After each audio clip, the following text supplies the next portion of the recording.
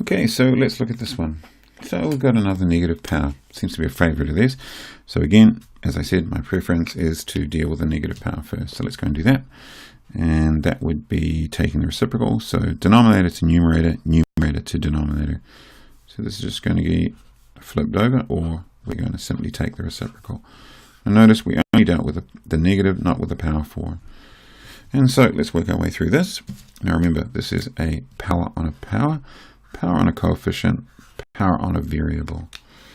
So this will be c squared to the power of 4, all over 3 to the power of 4, and b to the power of 4. And so that leaves us with power on a power. That will be c8, 3 to the power of 4, 81.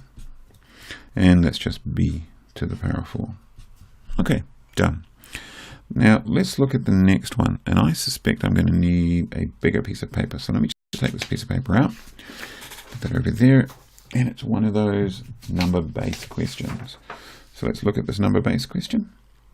Let's put that in there. So a number-based question goes 9, 18 plus 6. We see that? Yeah, that's supposed to be an n. Good. Okay, is equal to 27 n squared minus 1 times 3 of 1 minus 3n. So again, with number bases, we have to make sure they're all over the same base. What we see here is that we've got a number base 3, 27, and a 9. And hopefully by now we can recognize that those are all powers of 3. So we're going to make those substitutions. So 9, wrapping in a bracket, we're going to write it as 3 squared. Still with this 8n plus 6. Over this side, 27, we're going to write that as 3 to the power of 3. And that is n squared minus 1 times 3 to the 1 minus 3n.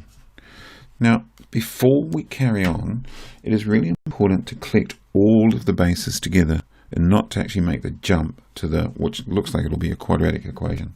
So let's just tidy this up a little bit. Take our time. So this is power on a power.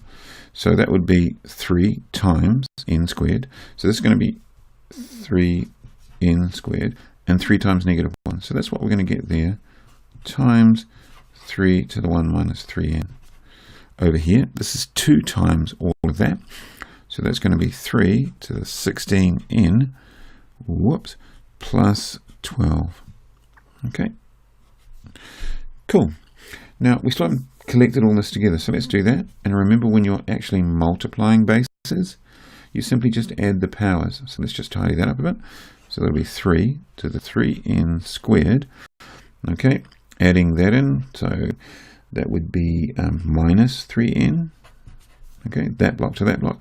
And negative 3 plus 1, that'll be 2. And so on this side, we'll have 16n plus 12. Okay, now, because now we have them over single solitary bases, all over the same base, okay, now we can equate the powers. I'm suggesting that you do it at this step. Don't do it early. Okay, a common mistake is to do it early and actually end up making it a times rather than a plus. But let's go and look at this. So therefore, 16n plus 12, the powers have to be equal, is equal to 3n squared minus 3n plus 2. Okay, now this is a quadratic, so we're just going to go through and solve that quadratic. And in fact, I'm not going to go on and carry on doing this question. I think this is well within your skill range. So off you go, make it equal to 0, solve for your n's, and then go from there.